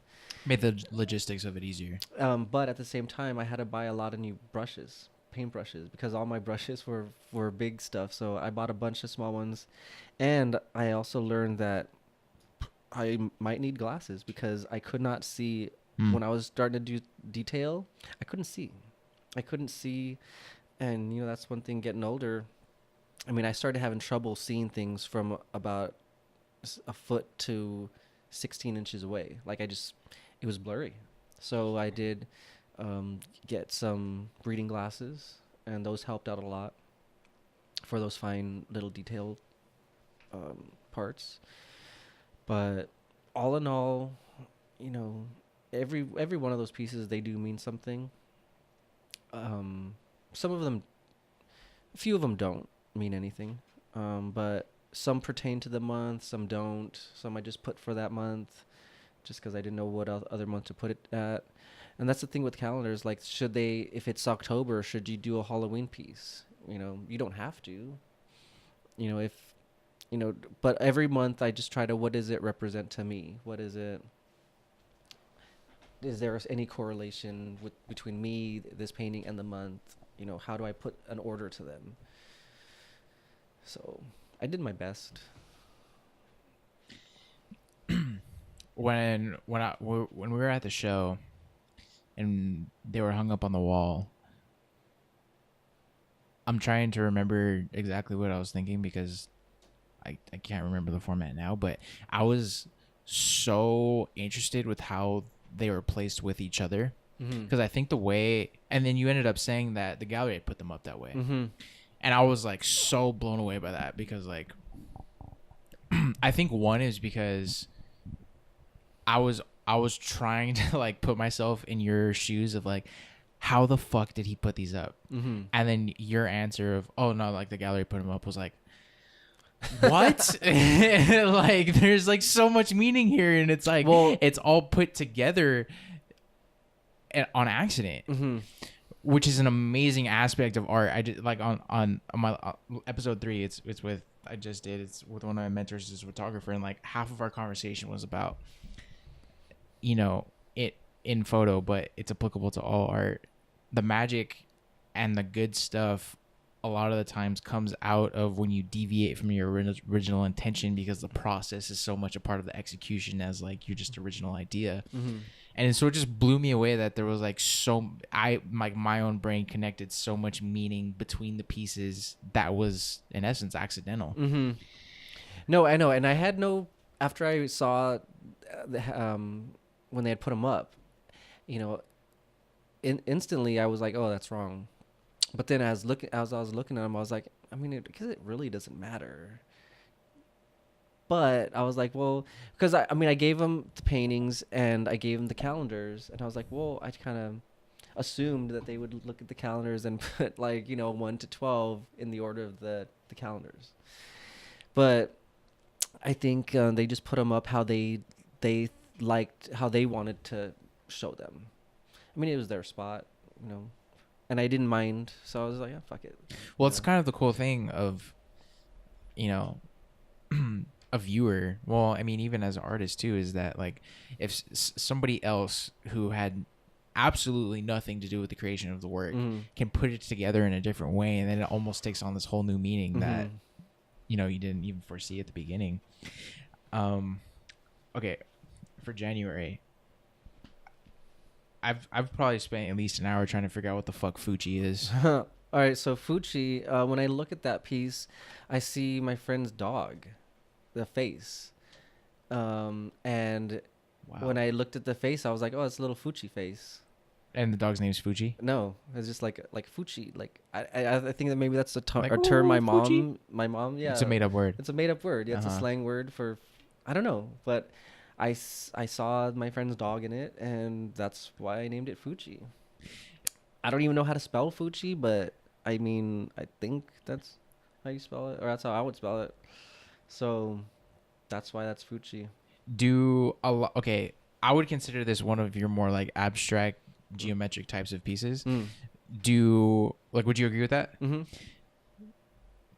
Works that have are in a similar vein as this, do they also hold like visual representations of other things to you, or is that kind of just case by case? It's case by case, because when I do paintings like that, I don't know what I'm really doing, and then it's not till later on I'm like, oh hey, that looks like a face. Okay. And so it's happy accident.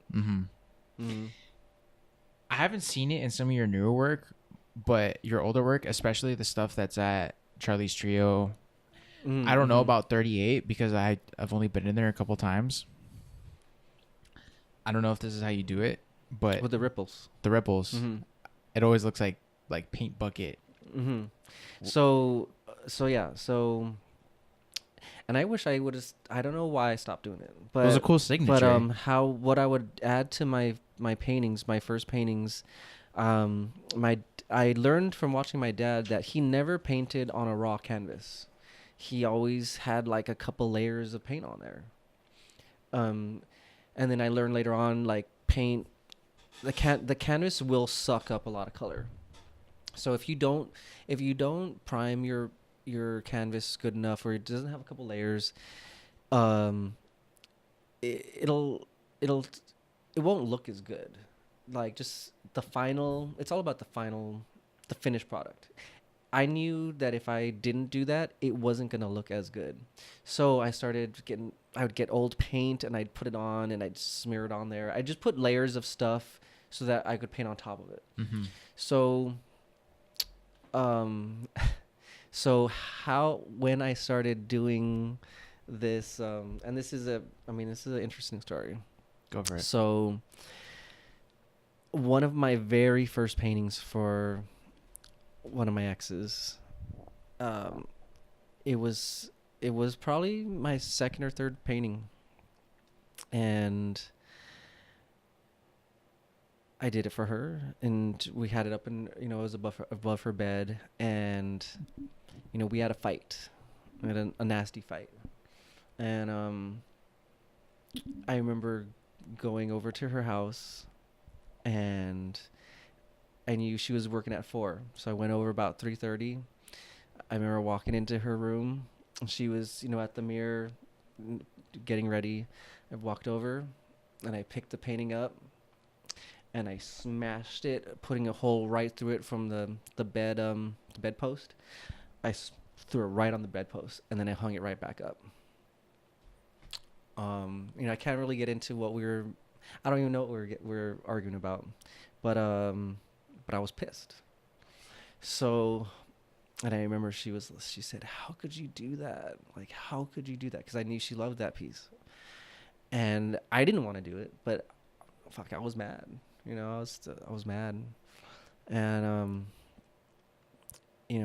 we wound up getting back together, and I took the piece and I sewed it up. And to fix the tear, I got a texture paste, and I'm trying to flatten it. And then I'm like, it's not ever gonna look perfect.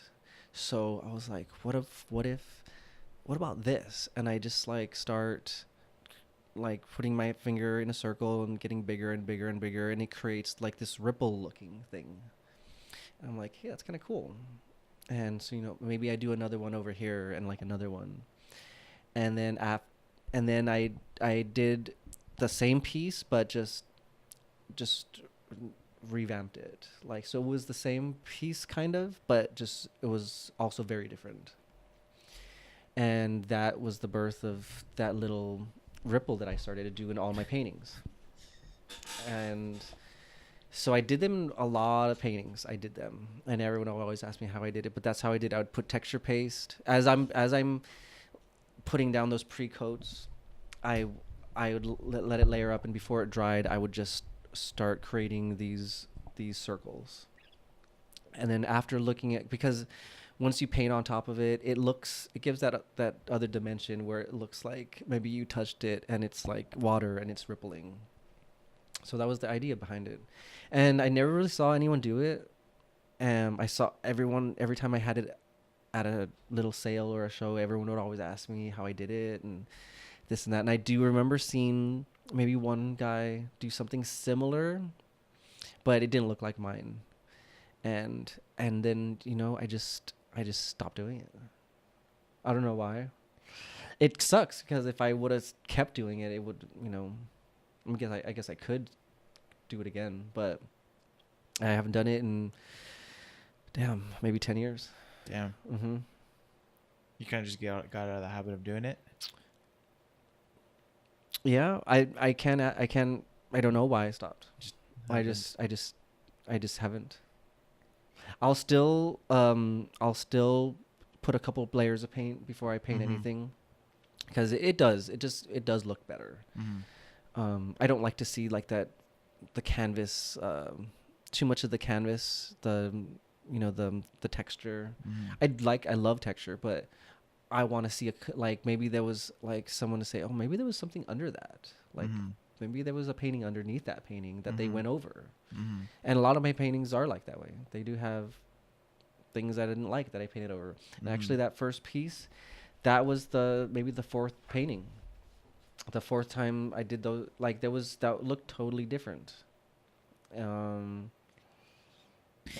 Was it the fourth time you had? Okay. so it looked totally different. The color, Right.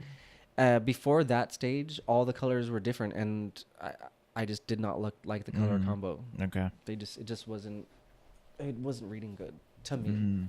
I mean, I'm sure to anyone else they would be like, oh yeah, it looks great. You know? Yeah. Yeah. But I did try to do something different on that one where I did these lines coming from either the dark or the light that frame the actual shape. And I never really did that in any other piece. So that one was a little test, little thing to see if I like doing that. And I do. I like it. Your stuff reminds me of Robert Hunt, I think his name is. Give me 1 second. Might be somebody else. It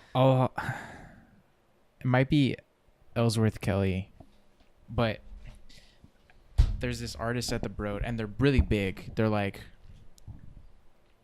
big, 12 feet plus. Mm-hmm.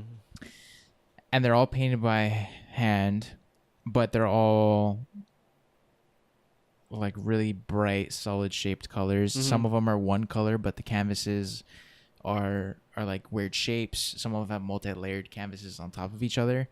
One of them is like it's a square canvas, and it's like pure, maybe it's round, and it's pure green. And then there's like half circles, I think, layered on top of each other. Mm-hmm. And you can't tell.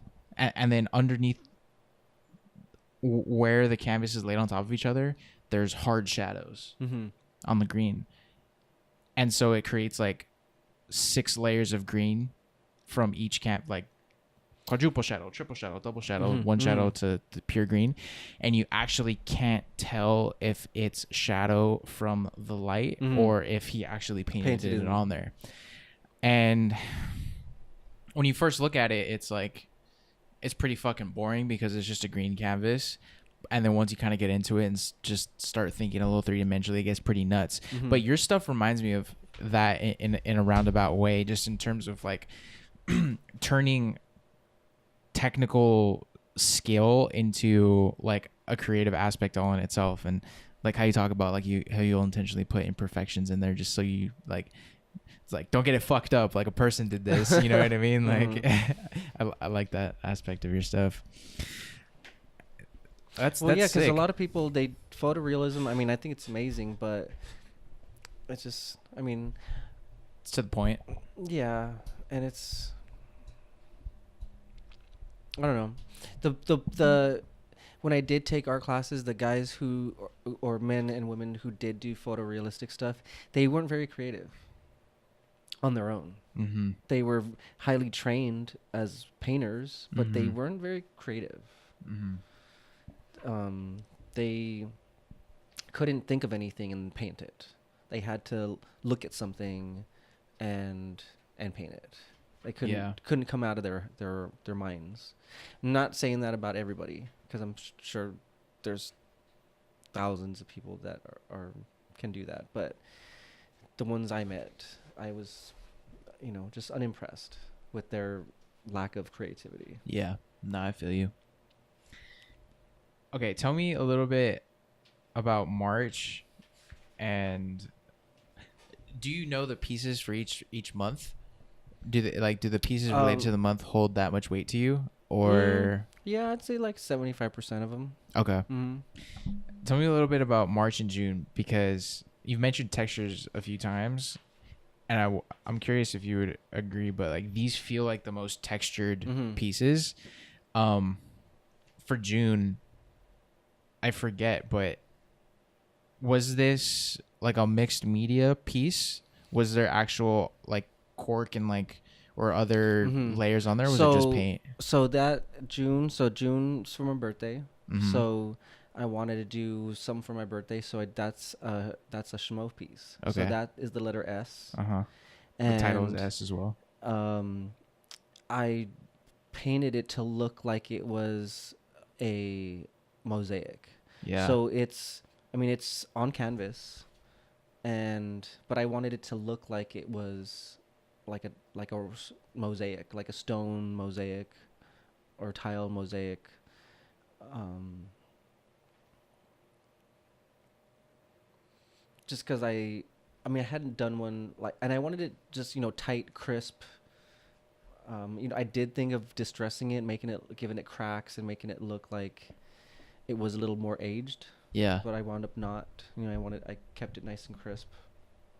So, I wanted to do for my birthday. I wanted to do something like I wanted to do a Shmo piece, but instead of going the graffiti route, I just wanted to do the letter S.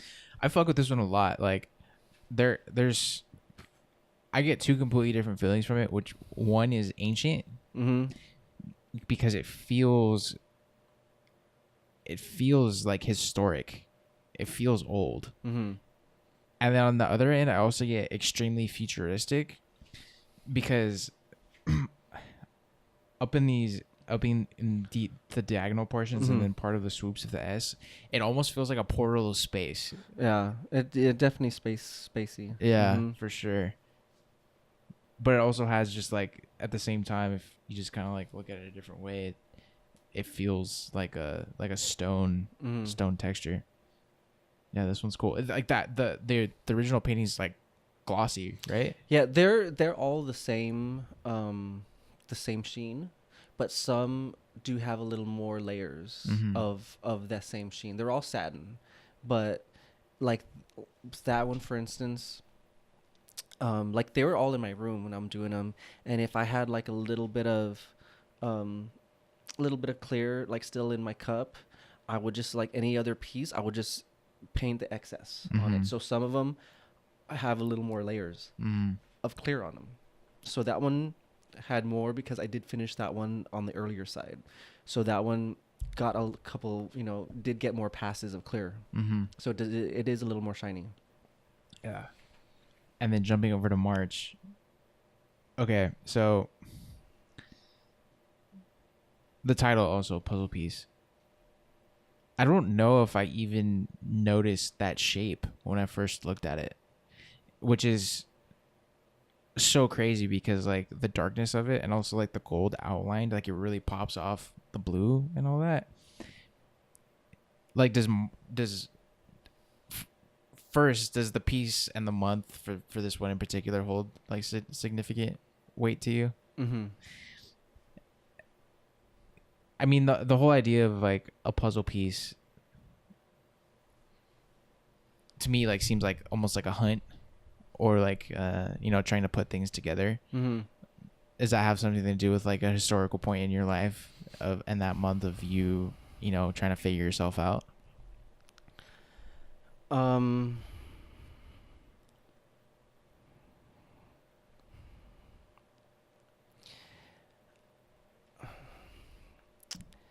Yes, I would say yes.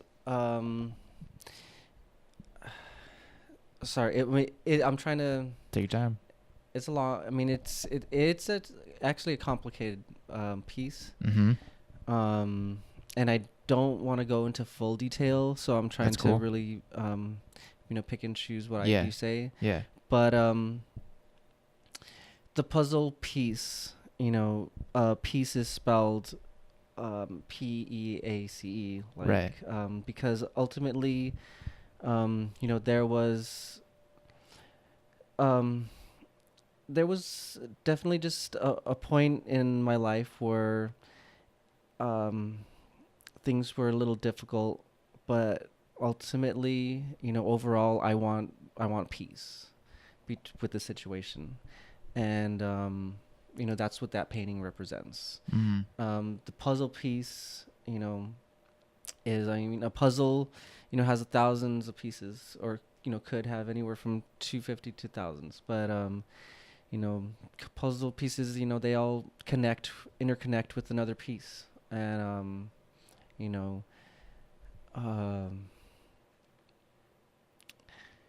The color, I chose the colors because March reminds me of rainy and reminds me of that it just reminds me of the ground when you look at the ground when it's raining and it's kind of distorted with the rain and the reflections of things. And um yeah, I don't want to go too into that painting at this point. Have you seen When Dreams May Come with Robin Williams?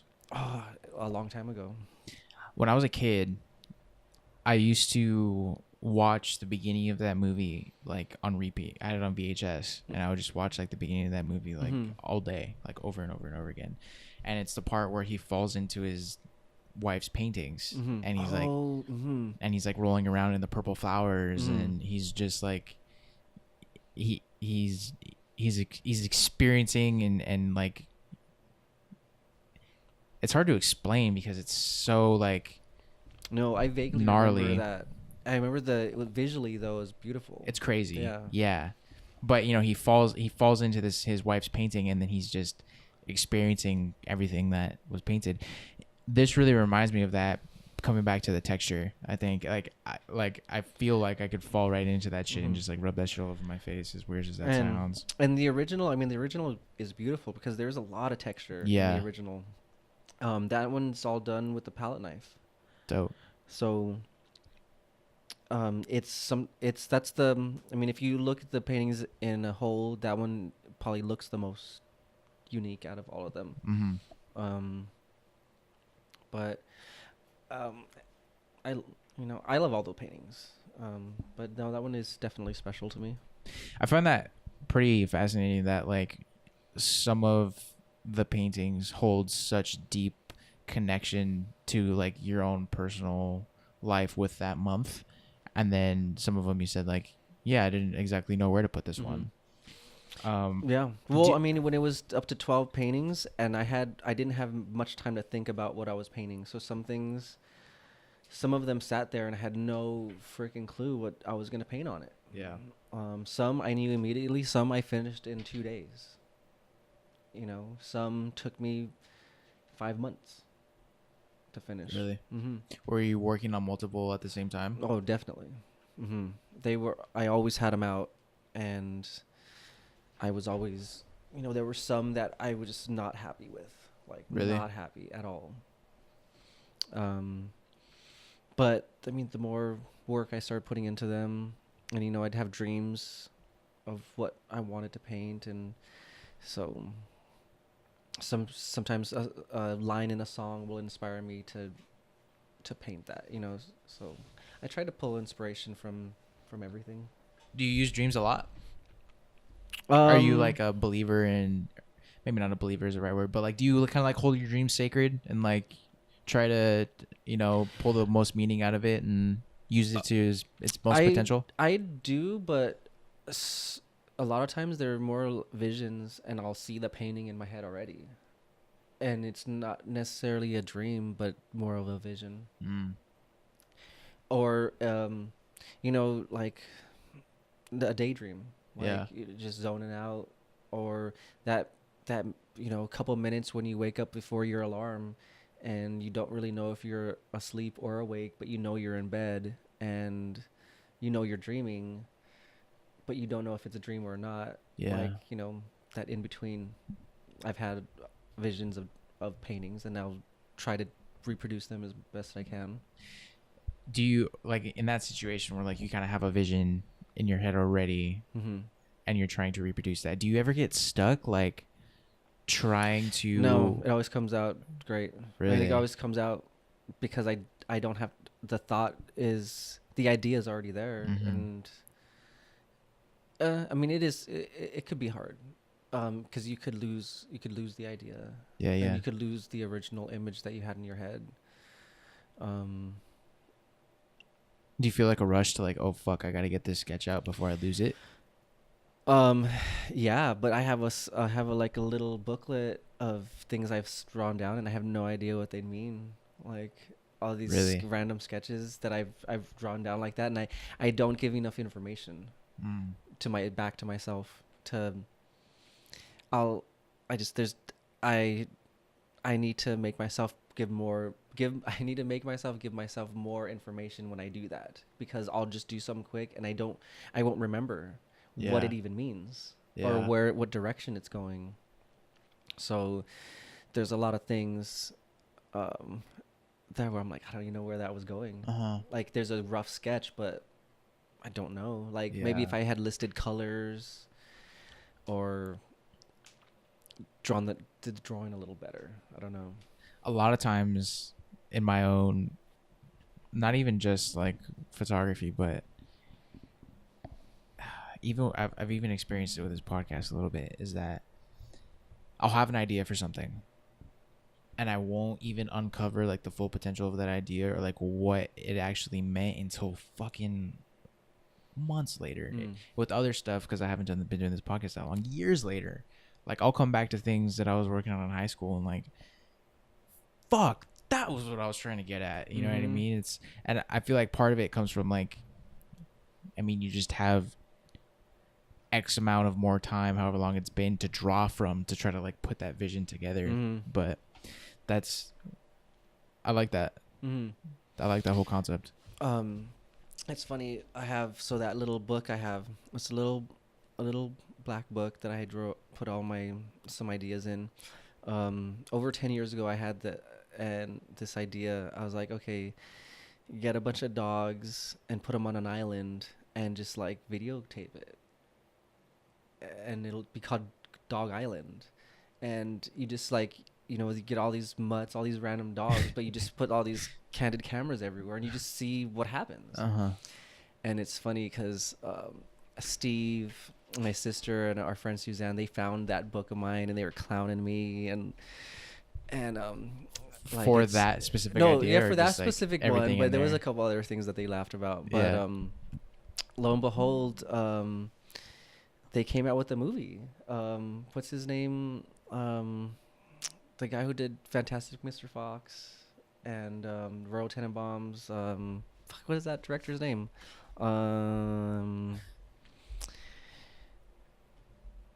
Anyways, he did a movie last year called like Isle of Dogs. Oh, really? And I'm just saying that it's funny, the coincidence on like, your idea is, Wes Anderson. I mean, everybody has similar ideas. It's hard to think of something that no one's ever thought of before, Yeah. Yeah, I don't know where. So in that little book I have, I'll try to always write down things. Yeah. Ideas, whether it's little inventions, or paintings, or a list of stuff that I want to buy. I don't know, but I used to carry it with me all the time. I stopped because I would think I got it wet, and ever since then I don't carry it with me as much on my person. I'll have it like in a bag. Do you keep older ones? No, I've still had the same one. You've only had one. That one little book. Really? You haven't filled it up? No, I'll write real small. Even the old ones that you used to write in? No, this one is little. This one is probably like 2x3. It's a pocket size. Okay. It's not like a drawing book. Okay. It's just like a little pocket notepad, little moleskin. Gotcha. Thing. The older ones, do you keep your older sketchbooks? Oh yeah. I have all of them. I fucking love that shit, man. I keep sketchbooks too, and like little idea books and dream journals. I love keeping that shit, man. It's so awesome. Oh yeah, I'm a hoarder. I don't throw shit away. Really? No, I have hoarding tendencies, but I don't I'm not like pack rat, Yeah. I don't mind throwing shit away. I feel like there's so much fucking personal growth in those things that are like, I can't throw them away. Oh yeah, no, you can definitely. I mean, there's a couple, maybe the first couple you can just be like, oh no, this is all shit. But there is definitely the last like 3 were like really good books. And I like to play a game a lot where, like, let's say it's me and you, and I'll just tell you, all right, give me something to draw, and it's like a speed thing. Like I'll have to draw it, not think, just draw drawing it. Duck, a blow up jumper house, you know, Yeah. a chair, a bicycle, like normal things. Right. But sometimes the most normal thing is hard to draw. Sure. I mean, a lot of people can't even draw a bicycle with all the working parts. I definitely could not. To do it correctly is hard, or to draw a cow. I had a lot of I had trouble drawing a cow because if you don't, we see them so often that we know when it's not right. Right. So when I drew it, I was like, no, it's not right. Like I'm missing something. And you know, they have like a weird bulge in their chest. They have a hump in their back that has to be in a certain spot. They have, you know, there's all these things that you have to do right to make it look like that animal or that thing.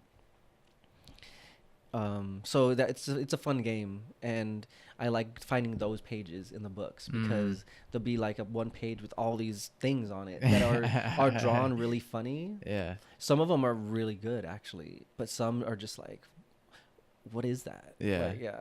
There's this game me and it's kind of similar, but it's an actual board game.